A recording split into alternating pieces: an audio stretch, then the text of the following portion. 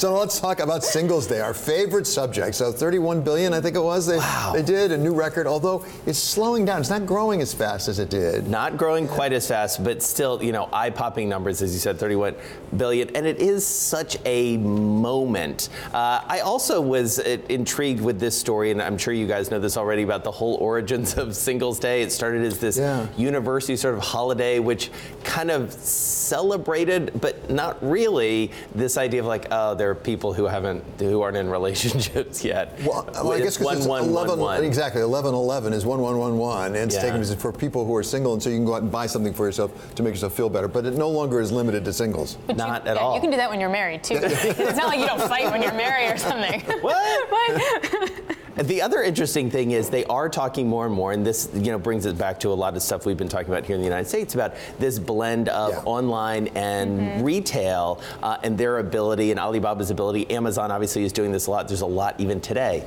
about Amazon getting into the physical retail space. Well, also though, there was a great Bloomberg opinion piece, our producer pointed it out, that looked at sort of their revenue, so their sales, and then their net income versus the GMV, which I didn't know about this. Apparently, it's sort of the total value of merchandise sold over a period of time through customer-to-customer exchange, and that is totally outpacing their net revenue, which that's weird. Like, there's a big gap, and like, how does that continue? Meaning that like one day doesn't make the company. Yeah. Right. One day doesn't make the net income. Although it's the most ancient principle in retailing, right? Make it up on volume.